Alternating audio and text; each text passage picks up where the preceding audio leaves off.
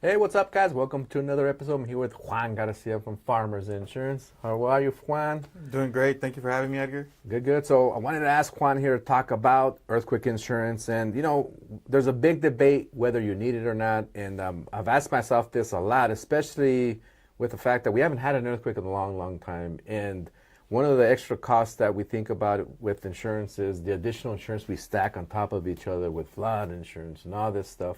But the biggie one, especially in California, is earthquake insurance. With the high deductibles it has, is it worth getting earthquake insurance? That's a great question, Edgar. And what I like to say to people is every day is earthquake season in California. We're lucky. We live in a state with the most fault lines out of any other state. Earthquakes don't wait for a season. They can happen any day or any night. So it's really important to consider earthquake insurance, especially if you have a home, especially if you have equity.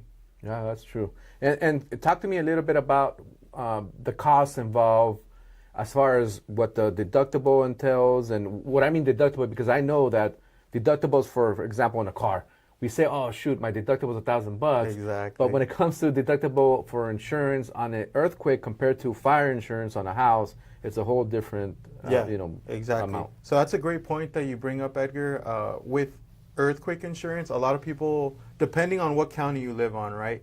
But the premium can be as high as your homeowners, if not more. And the way that the deductibles work, it's based on the total dwelling value. So Sure. easy numbers, right? If we have $500,000 property and it's a 10% deductible, then you would have a $50,000 deductible in the event of an earthquake.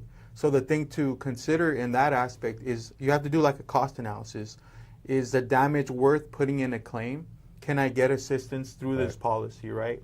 And I think we were talking about this earlier. It also depends on FEMA, right? The federal agencies helping us. Will they be helping us? Will they not be helping us? We really don't know. It's like a crystal ball, right? Yeah. So, I lived through the 94 earthquake in San Fernando, and we weren't exactly in the epicenter in Northridge, but we were close enough to obviously feel the rumbles. And our house is an older home, raised foundation. Luckily, our house, didn't fall, but we didn't sustain enough damage where we had to file claim. And then, that's where my aunt's house actually did fall out of foundation, and FEMA got involved there. I don't think they got enough money from FEMA to be able to, rebuild the home itself, so they had to move out and buy something different.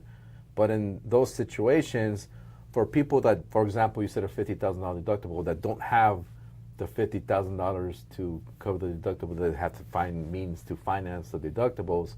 But when you don't have, let's say, $40,000 worth of damage, or over $50,000 worth of damage, that's what that means, right? So basically, you have to fix the house, just basically $30,000 worth of damage. The insurance won't kick in. Only FEMA would kick in if you file the claim with them, if there's funds, right? Yeah, exactly. It becomes a complex equation because you have to look at, okay, how much equity is in the home? Could I pull some equity out to possibly cover the deductible to be able to rebuild the home? So there's many factors that play into it. A big thing, like you mentioned, is FEMA. So if there's federal agencies involved and they are providing assistance, that will help. But it all comes down to that initial conversation that you have with your insurance agent, right? You say, okay, what kind of deductible can I afford? Can I afford this? Is this something that's attainable? So it's very important that when you're signing up for homeowners insurance, that you also ask about earthquake insurance.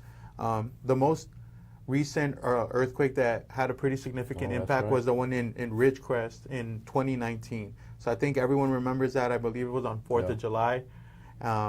And it was an impactful earthquake. We actually had clients in the Ridgecrest area that had a total loss, and their house folded like cars. Yeah, it's crazy. So Mother Nature doesn't play. No, so every day could be earthquake season. Did you have anybody that had actual insurance, earthquake insurance, that was covered and they got to use it, or? Yeah. So luckily, the market in Ridgecrest is a little bit more different. There's not as many people, so the premiums weren't as high. I believe the premium was actually a little bit less than the homeowner's premium, which is rare. Wow. But in Kern County, you do see that a lot, where the premium for the earthquake is about the same, if not less, than the homeowner's premium. So that factored into one of my clients being able to basically collect on her insurance, The be able to deductible was rebuild. low Yeah. too? Yeah, the deductible was low. I believe it was at a 1%, 5%. Oh, wow. Yeah, between 1 or 5%. That's pretty good. and they were able to get that taken care of. Oh, so that's great. Yeah, so I know that sometimes you hear of deductibles being ridiculous. I know that one time we tried to quote somebody down in the valley. I mean, obviously it's down in the valley, and their deductible was like $100-something thousand, which was, I think it was like 15%. Oh yeah. And so they were like, yeah, I don't know. Yeah, exactly, man. That's a lot of money, right? Yeah. But I mean, there's ways to do it. Like you said, sometimes the way to play it is, for example, if your home is worth $1 million and your deductible is 10%, before anything happens, if you have the equity, get yourself a home equity line of credit, open it up for, let's say, $200,000.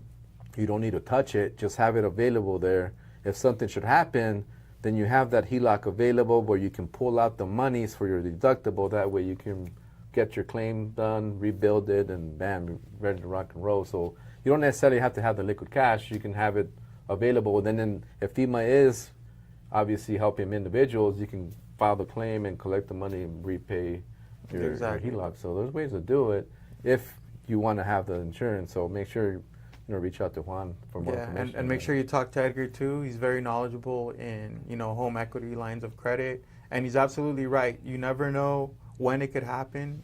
Any day an earthquake could happen in California, and it's better to be prepared than not be prepared. So if you have any questions, feel free to reach out to us. Yeah. So earthquake insurance, especially if you're on that side of the fault line, the Valley, Santa Clarita, and it seems to be, I mean, Ridgecrest was on this side, so... Yeah, so I mean, Rose Canyon, San Jacinto, Elsinore Faults, all the way through, like, even North Cal. So Hayward, Calaveras Faults, you have to be considerate of wherever you live. And then also, if you're in an older home, you might consider retrofitting. So that's something that you can work with me or the California Earthquake Authority. So any agent can help you basically go through, like, a little survey to see if your home qualifies to get some grants for retrofitting. So that'll help you save up to, I believe, a 25% discount. But there's definitely some savings in getting your home prepared for earthquake, because we live in California and you never know.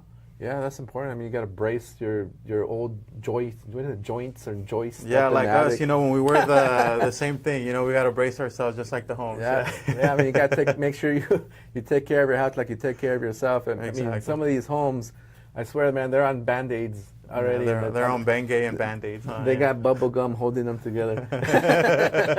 So make sure you reach out to us for more information on this. And you never know, guys.